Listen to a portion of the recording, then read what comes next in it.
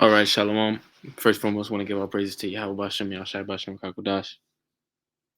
Shalom to the elect, scattered across four winds of the earth, the hopeful elect, Salakia, hopeful elect. And double honors to the apostles and elders of Great Millstone that taught me this truth. And briefly, just wanted to go into a couple articles dealing with, wars and rumors of wars, China and Russia basically, making moves in the planet Earth. All right, building up their militaries, fortifying, their defense mechanisms. All right, their weapons arsenals, and et cetera, et cetera. You know, and these are all things that our Lord Yahweh Shai and the scriptures tell us are going to happen in these latter days as we get ready to enter into World War III. All right, which is biblical. So you have a lot going on right now, but I just wanted to touch on these two articles. I thought they were edifying. So let me share my screen real quick.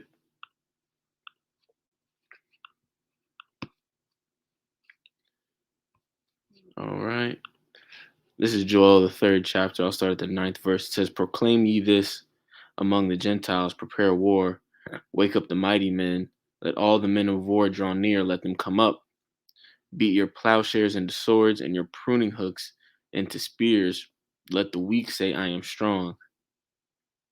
Assemble yourselves and come, all ye heathen, and gather yourselves together round about. Thither cause thy mighty ones to come down, O Lord. Let the heathen be wakened and come up to the valley of Jehoshaphat, for there will I sit to judge all the heathen round about. And the point that I wanted to highlight for these particular articles was beat your plowshares into swords and your pruning hooks into spears. Let the weak say, I am strong. All right. Now we know that ultimately, these major militaries of the planet Earth will be gathered into the Valley of Jehoshaphat, um, where a majority of the fighting, will take place. But at this point, in prophecy, we see, these nations really starting to ramp up, their production. All right, and they're spending their military spending, um, and we see where this is going. Through the spirit, it is very obvious where this is going. So let me just get into the articles. Um, the first article was on Yahoo News, and I'm gonna hit the points in it. They're not long. Um, it says it's on Yahoo News. The name of the article is Pentagon rattled by Chinese military push on multiple fronts.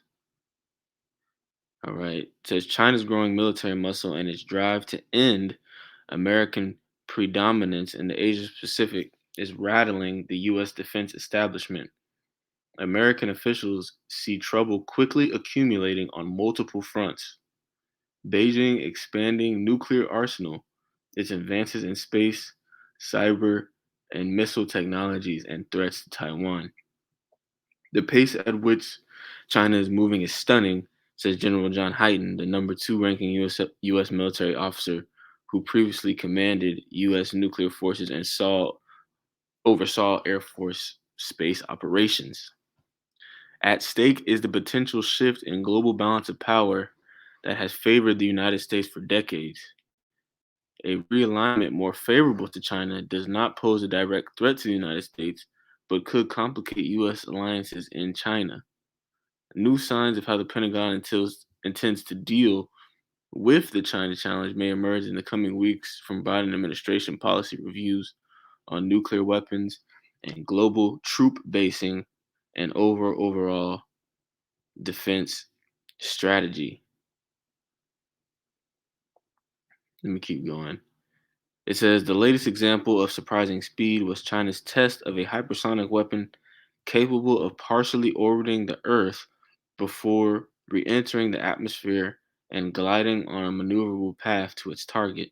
The weapon system design is meant to evade U.S. missile defenses, although Beijing insisted it was testing a reusable space vehicle, not a missile. The test appeared to have startled U.S. officials. So we see these nations beating their plowshares into swords, all right, and we see them, sharpening their swords, and by swords, I mean in today's warfare, we have missiles, all right, we got nukes, submarines, etc., etc. And let me keep going. It says General Mark Milley, chairman of Joint Chiefs of Staff, said the test was very close to being a Sputnik moment, akin to the 1957 launching by the Soviet Union of the world's first space satellite, which caught the world by surprise and fed fears the United States had fallen behind technologically. What followed a nuclear arms and space race that ultimately bankrupted the Soviet Union. And um that's another point that's interesting because when you really get into it, um the super elite, the international banks, um they're notorious for sitting back and financing, both sides of wars. All right, the um, these weapons manufacturers, because at the end of the day, all of this nuclear technology, um, all of these weapons, all of these machines, for the most part, are developed by private companies that and sit back and finance and sell their products, all right, to these different nations. All right, and war is also, you know, from a standpoint of the wicked elite. They use war as a tool to basically destroy nations and to bring them into even more debt than they already are. Um, developing weapons, developing, your nuclear capabilities, cost a significant amount of money. It's not free. So, war has historically been used in a lot of cases to plunge the nations of the world into more and more debt, all right, to these international banking syndicates. So let me keep reading. It says Miley and other U.S. officials have declined to discuss details of the Chinese test, saying they are secret. He called it very concerning for the United States, but added that problems posed by China's military modernization run far deeper. That's just one weapon system, he said in Bloomberg television interview. The Chinese military capabilities are much greater than that. They're expanding rapidly in space and cyber, and then in the traditional domains land, sea, and air. On the nuclear front, private satellite imagery in recent months has revealed large additions of launch silos that suggest the possibility that China plans to increase its fleet and land based intercontinental ballistic missiles, right? ICBMs or ICBMs. And we know, according to the scriptures, um, that, the missiles are going to be the primary, tool that is going to destroy a large majority of, the United States as well as different places around the globe. Um, and that's what the scriptures paint a vivid illustration of when you read Joel, the third chapter, for example, or the second chapter or the third chapter. I'm not going to pull it real quick, but also when the scriptures talk about the elements melting in fervent heat, that's another one. Let me grab that real quick.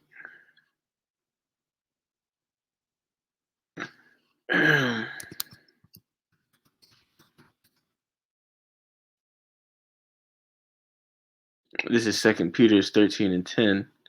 It says, "But the day of the Lord will come as a thief in the night, in which the heavens shall pass away with a great noise, and the elements shall melt with fervent heat. The earth also and the works that are in shall be burned up." All right. And the only thing that can melt elements is, a nuclear flame, all right, nuclear fire. All right. And the scriptures go into, in depth detail about that. Um, Another scripture is, I believe it's Zechariah 14. Let me see if I can find it real quick. Zechariah 14. This is Zechariah 14:12. It says, "And this shall be the plague wherewith the Lord will smite all the people that have fought against Jerusalem. Their flesh shall consume away while they stand upon their feet, and their eyes shall consume away in their holes, and their tongue shall consume away in their mouth." All right. So the scriptures, give you vivid illustration um, on the impact, of the missiles hitting. You know. So let me go back real quick. It says Pentagon officials.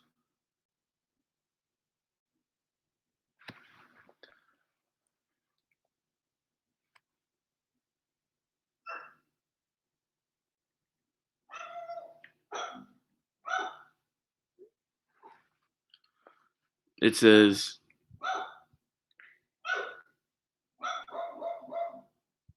Pentagon officials and defense hawks on Capitol Hill point to China's modernization as a key justification for rebuilding the U.S. nuclear arsenal, a project expected to cost more than 1 billion over 30 years, including sustainment cost. And let me skip down to the bottom. It says, for now, Russia remains a bigger strategic threat to the United States because its nuclear arsenal far outnumbers China, right? And when you go and you do research on that, I remember it was one article I was reading. It talked about how the United States and how United States and Russia, excuse me, they actually make up 90% of the world's nuclear arsenal. All right, which is, what's the word I'm looking for? You know, which just hints towards the accuracy of the scriptures. All right, when the scriptures talk about raising up the Medes, for example, it's going into Russia, and Russia and America are, they have the weaponry, all right, to, you know, do what the scripture said they're gonna do. Um, it says Taiwan is another big worry. Senior U.S. military officers have been warning this year that China is probably accelerating its timetable for capturing control of Taiwan, the island democracy widely seen as the most likely trigger for a potentially catastrophic U.S.-China war. All right, so that was the first article. I'll leave the description. I already leave the link in the description box. Um, and then quickly, I wanted to get into this next article. It's very short. It says Russia must build, or Putin, Slovakia, Putin, Russia must build up defenses amid NATO's military activities. And I'll just read the quick points I highlighted. It says Russian President Vladimir Putin on Monday emphasized the need to strengthen the country's air defenses amid NATO's military activities near Russian borders. Speaking during a meeting with military officials and arms makers in the southern Russian city of Sochi, Putin specifically noted the deployment of NATO's US-led missile defense components in Eastern Europe and increasingly frequent missions by NATO ships near Russian waters in the Baltic Black Seas. Even now, a US warship has entered the Black Sea, and we can see it in binoculars or the crosshairs of our defense systems, he said in a reference to the USS Mount Whitney, the flagship of the US Sixth Fleet deployed to the Black Sea. It says Moscow has repeatedly voiced concerns over the deployment of NATO forces near Russian borders, describing it as a threat to its security. Russia and the alliance also have continually accused each other of dangerous and provocative maneuvers at the sea and in the air.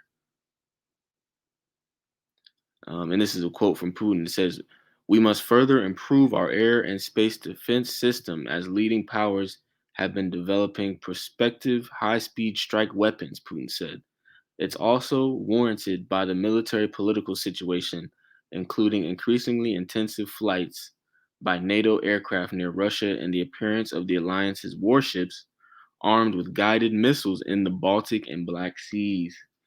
Man, so we see, these nations, making different moves, all right, putting things in position, all right, and World War III is on the horizon. All right. So I just wanted to briefly share those quick articles. Um, with that, I'll say shalom.